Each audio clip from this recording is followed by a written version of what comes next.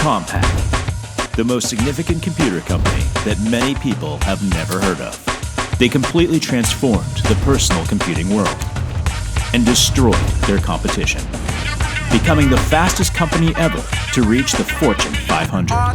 You can't buy what I'm selling. But how did a company so impactful become no more? This is the astonishing story that explains how a giant killer couldn't survive once it became the giant. I am the greatest. I am the greatest. My power of Innovator. Yeah. History I'm creating. History I'm creating. It's there for the taking. It's destiny in the making.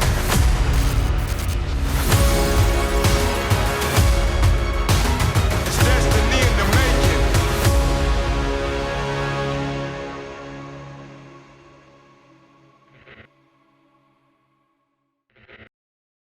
It's pretty crazy how far computers have come along. Well, we can have access to a supercomputer just in the palm of your hand. That have more processing power than what the computers were that sent a man to the moon.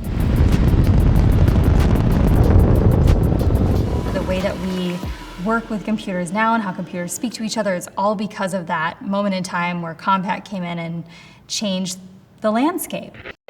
The 1970s are a time where computers are a fantasy. There's something that only businesses have. It was out of reach for the average person. People do not own PCs, personal computers, the way that they do now. People are typing on electric typewriters to try to get their work done. When computers were first starting out, there was IBM. The future of America. At that time, IBM was the best company making the best computers for the biggest corporations. And then Apple comes along, where anybody can have one at their home. Stephen Jobs is a 27-year-old multimillionaire whose large fortune is built on something little. Apple II was the first personal computer to gain a lot of mainstream traction in the United States. IBM decided to follow not only in the business mainframe space, but go into the personal space. The IBM personal computer, now at selected stores across the country. While this computer boom is starting to happen, we've got this company in Texas called Texas Instruments. They're famous for making calculators, if anybody ever took algebra. So they're trying to figure out how to move to building computers. This sort of holy trinity of geniuses decides that they're going to start their own company. But they're really not sure how or what they're going to do yet.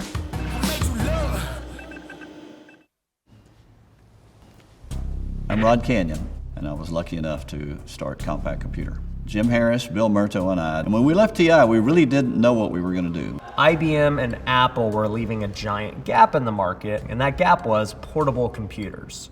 There weren't many out. We can make our portable rugged, and we make it style nicely. We can make it expandable, faster, all those things that people wanted and continued to want for many years in PCs. The idea formed in my head on January the 9th, 1982.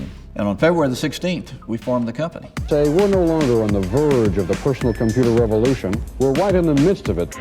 At the time, the computer industry was very fragmented. You couldn't take the same disk that went into a Radio Shack and plug it into an Apple or an Atari or an IBM. You cannot transfer programs between microcomputers. It might be possible one day, but it hasn't happened yet. And that's just the way it worked. People accepted that. First Micro only came on the market in 1977. They haven't had time to standardize. If you're somebody who's coming into the game, who's going to want to create a whole new program for your computer, which may not have many users? These guys sat there and they said, you know what? Instead of having to go create our own, why don't we build a computer that runs off of IBM software so that our computer is compatible with everything IBM already has.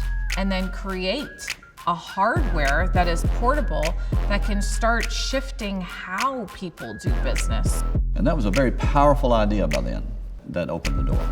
Though legal, it's extremely difficult to do because of all of the patents IBM had. And when we did it, it was dicey because it was IBM. And you just didn't kick sand in the gorilla's face.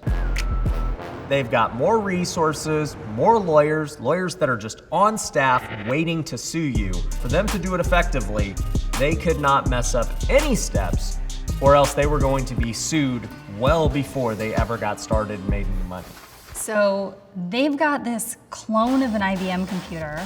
They launched in 1982 Compaq, making it accessible, portable, usable for everybody who's already been on IBM products. So they did such a good job of cloning nearly exactly an IBM computer to 95% compatibility. They expect to hit 30 million in sales. That's their projected revenue. They hit 111 million. They blew themselves out of the water. It turned out that we were the only computer that ran all the IBM software. Everybody else said they did. They didn't. Can run all IBM's most popular software 30% faster than IBM can. Ha, ha, ha. A program called Flight Simulator that Microsoft had. They would plug Flight Simulator into the compatible PCs and it wouldn't run. But it ran on ours. Why did it run on ours? Because we had made it run. I mean, we had tested it. So that hard work paid off. And when the dust settled, Compaq was the only one that had actually made our computer run all the software. And all of a sudden, all those analysts who track tech on Wall Street are absolutely drooling. Who doesn't want a company in their portfolio that absolutely obliterates expectations? Every single store we went into, they saw a portable version of the IBM PC, which they were seeing a lot of demand for, and they wanted to order some immediately. During that time, because there wasn't internet yet, you had to actually go to a store. So these brick and mortar stores that sold computers always carried IBM, Apple, and now they had room for maybe one more product. And Compaq is able to fill that space. They're off to the races. Compaq is listed on the Fortune 500, and it is the youngest company in history to do that. Mutual fund managers are telling people, you gotta get in on this Compaq. I'm telling you, they're dynamite. Look what they did in their first year right out of the gate. We were expanding, we were constantly trying to figure out what came next, what was our next product. Now Intel comes and they say, hey, we've got this brand new chip that's way faster than anything else on the market. Intel chip is called the 386, and it is a giant leap in computer processing. Nothing can touch its speed. IBM's not ready for it. Would you take it to market ahead of IBM? Well, that sounds like a great opportunity, but what you have to realize is every company that ever got out in front of IBM got run over. IBM now is looking at Compaq as a major player.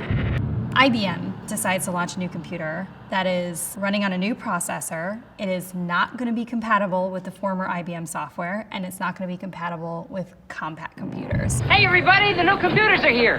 New computers?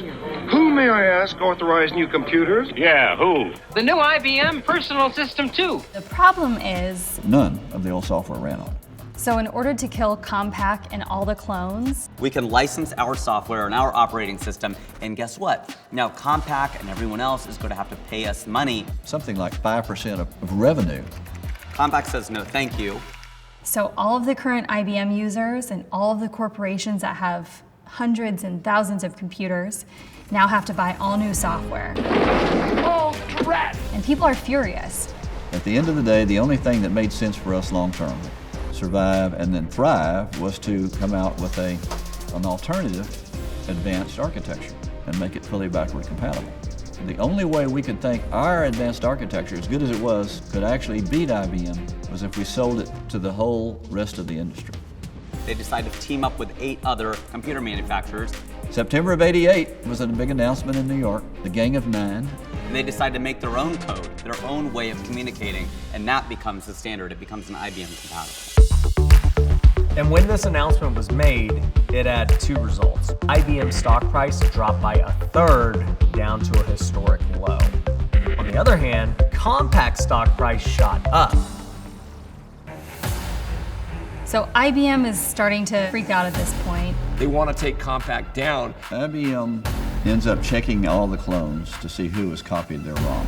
And I remember there was an article where one of the guys that had gotten shut down was interviewed, and he said, I'm sure Compaq is next because everybody knows they're the most compatible. IBM is starting to freak out at this point. They want to take Compaq down. IBM ends up checking all the clones to see who has copied their ROM. But the Compaq team is ready. They protected themselves in a very, very clever way. Cloning an IBM computer, they had one room of people looking into the IBM computers that already existed, and another room of engineers building their version of a compatible computer. Room A was not allowed to talk to Room B about what was actually happening inside the computer or anything about its inner workings. They created a paper trail for themselves so that they had protection. If IBM ever came and said, oh, you copied exactly what we did, they can say, nope, we reverse engineered everything. So there was no copying we did, zero, and they couldn't get us any other way. They came to us and said, you need to license our patents, and we said, well, you need to license our patents. And here's what happens. They settled for $130 million. We got access to all their patents, and they got access to ours. But they rose to almost $3 billion in sales. So in a sense, Compaq paid off a pittance to reach $3 billion in sales. That is a deal any business owner would almost for certain take. Compaq is thought of as this new, fun, innovative, irreverent brand. It's weird to think of them now this way, but they were the hip kid on the block. They established themselves that way because they were using the Pointer Sisters. You had David Copperfield, you had all these really hip, cool things, and John Cleese was Monty Python. I mean, there was nothing really hipper than that even now. Apparently, I should never have mentioned Compaq's portable computers. I should have been telling you about Compaq's Desk Pro. IBM has always done their branding pretty standard. I mean, they're international business machines, so they went the business route with their marketing. Even used the IBM personal computer to forecast growth. IBM is using Charlie Chaplin. It's a classic. He's a classic. Where Compaq decides to start doing really innovative, kind of sketchy, funny marketing that appeals to a totally new generation of consumer. It would be quite unfair to compare it with another computer, so we've decided to compare it with this fish. And really etching this new space in what used to be this really stale-feeling industry. I need a vacation. 91, it was one of those years that eventually had to happen. In January, we had the first Gulf War. Something is happening outside. It was sort of the trigger for a recession. Our computer dealers started merging.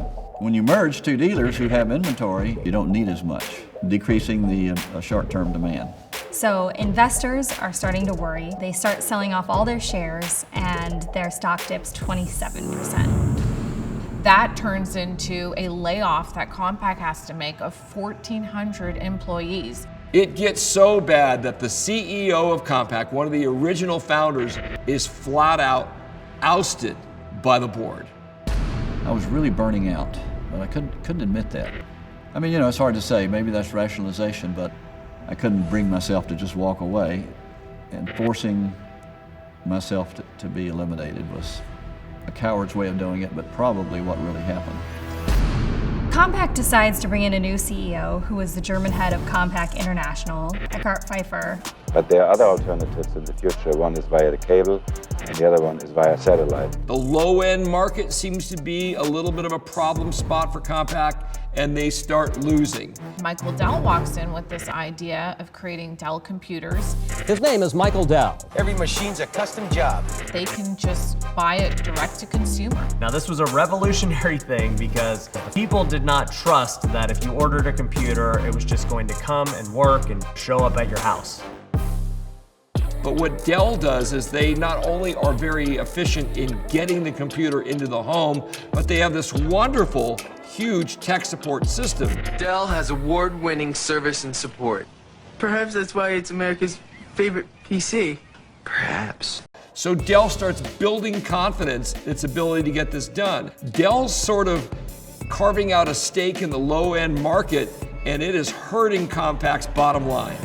Retail can be really expensive. There's not a lot of space, there's a lot of overhead. And now Dell is differentiating itself, and it's doing a beautiful job because you can buy it direct and buy it for less. Now hold on, Dad. It's just $849 for all of this. Compaq decides they're gonna go after Dell and launch a low-cost product. And so they launched what's called the Presario line, and it ended up selling like gangbusters.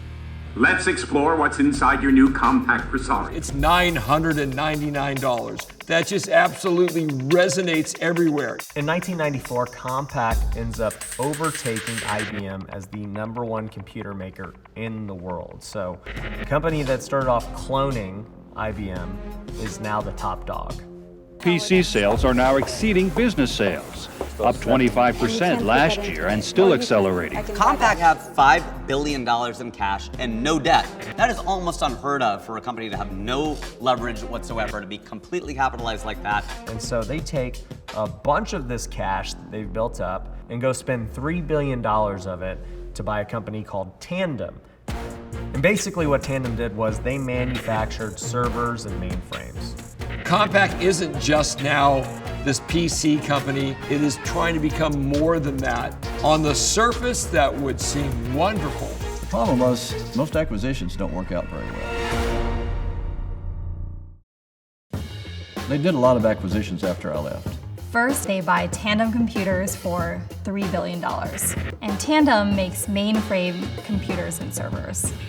But that wasn't enough. The next year, they ended up spending $9.6 billion to acquire another company called DEC. During these 9 months, you and your staff are going to find out just what a difference digital can make. So now suddenly they are the third largest computer company outside of IBM. You have IBM, you have HP, and you have Compaq. Well, for the first time since it opened for business, Digital Equipment Corporation has a new chief executive officer. Whenever two entities get together, it's great when there's compatibility. The problem with the DEC acquisition is that chips were not compatible with Compaq's computers, and they had staff that just didn't make sense. They had actually tried to buy the service business from Digital, and Digital turned them down. They wanted it so badly that they eventually went ahead and bought the whole company. I think that was probably the most damaging decision ever made for Compaq. DEC has way too many employees. Compaq was probably up to 20,000 people then, and Digital had 120,000. I knew that it was going to be very hard to swallow that many people. And this is the sign that perhaps Goliath got a little too ambitious, a little too greedy. There's not enough overlap to make everybody useful in what Compaq already does. So we make our choices, and then our choices make us. To make it work, they had to lay off tens of thousands of people. That's very hard to do, especially in the short term. So we are seeing some real signs, despite this rise, that Compaq could be in trouble. Thanks for calling Dell. What can we build for you? Well, my family needs a new computer. Great, let's get started. In the late 1990s, we've got a price war going on. Dell has an advantage because it can cut prices easier.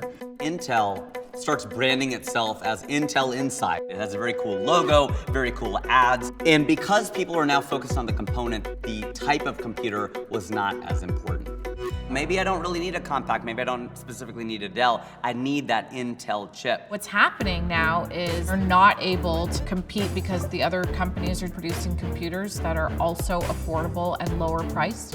Compaq, in turn, wants to cut its prices to be more competitive, but it's got a problem. If they start slashing prices to keep up with Dell and some of the other Davids, the other competitors, you're gonna have an issue because the retailer may have something to say about it.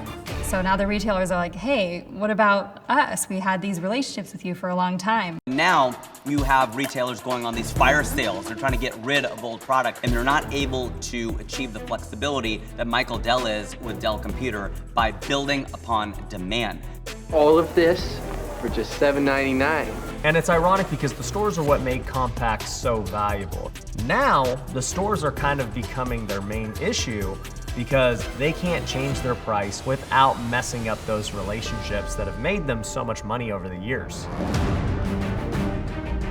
Compaq is losing the price wars. Dell is winning that. And it's really just draining their organization. And then we've got Steve Jobs about to launch the iMac, which is about as un-PC as you can get. It really made every other computer look exactly the same. Even if they were slightly different, it was either a Mac or it wasn't. So again, you have Compaq and all the other computers losing some of their market value. So now the Q1 profits of 1999, they're half of what they're expected to be. And so now we have the CEO that has to go also. They fired my successor, Eckhard Pfeiffer. So the CEO suffers because of all the issues internally with Compaq. So for years and years, all things .com and tech were just exploding in the best way possible. And then finally, we have the huge .com bust. Callers expressed dismay that cyberspace seems more like the Twilight Zone. The dot-com bubble bust was a huge deal. This happens in November of 2000. And all tech companies suffer. Some completely vanish, gone forever. They will never survive. And this affects Compaq in a really serious way because 80% of those jobs in Silicon Valley are gone. People quite literally don't have the money. Those servers that they once invested into and expanded in the market are actually unraveling at a rapid pace. Because all of these companies are going under that are buying these servers from them, that business is now crumbling as well. People are not going to go out and necessarily buy as many computers as they used to. And of course, Compaq is going to be dragged down with that precipitous fall. Their stocks plummet. Pretty much everything was plummeting in tech at that time. In Q4 of that year, the fourth quarter, they lose $672 million. Compaq is hurting, and all these other computers have launched that are low cost. Gateway and Lenovo and these other upstarts, each one of them is punching and kicking at Compaq, so they're getting hit from all sides. They are not going to be the nimble upstart anymore. They figure, you know what, maybe the only way is to get bigger. The CEO seeks out a deal with Hewlett-Packard to figure out maybe we can merge that can now stomp on all of these Davids. We at HP are in the midst of a reinvention process. Compaq has been in the midst of its own transformation. So with the eyes of all the Wall Street analysts on this merger, now we've got a stronger tech company. That's what they think in the short term. One could argue it is the largest integration effort in the technology industry. And then the marriage starts to hit the rocks. At this point, Compaq is in a tough position because they can't keep doing what they're doing, and so they start pursuing a merger with HP. This HP and Compaq merger, a lot of people didn't want it to happen. One of the Hewlett people sued to prevent this. They went ahead with it anyway. Similar to the DEC acquisition, there's just too much overlap between HP and Compaq, too many people. Both the companies, HP and Compaq, are losing in sales. Wall Street hears about a lot of infighting, a lot of squabbles, a lot of incompatibility, and in the meantime, pesky little Dell continues to erode at their market share and is doing well. Dude, you're getting a Dell. This merger of Hewlett-Packard and Compaq is viewed in business schools as one of the worst mergers of all time. They completely flop and they lose over half of their market share to Dell. And this merger causes HP's CEO, Carly Fiorina, to lose her job. She's gone, and now you have a decline. Look at that chart for the HP Compaq company. HP starts putting its name on Compaq products. In a way, Compaq has become like it's HP's little stepchild or so. And HP just closed down Compaq as a brand. When things didn't go well, it was clear that Compaq was the one that was not going to make it. Happy computing, and thanks again for buying Compaq. Compaq, as David, was this flexible, quick-to-react, innovative company, and that's why they were so successful so early. When Compaq became Goliath, their management didn't anticipate some of the incredibly rapid changes in the tech industry. You know, I think this is what's really intriguing about business. You have to constantly reinvent yourself. When you have a business like Apple that always stays ahead, instead of reacting, they're proactive in their approach versus just covering up. I made a bad decision, how do I fix this? I merge with another company.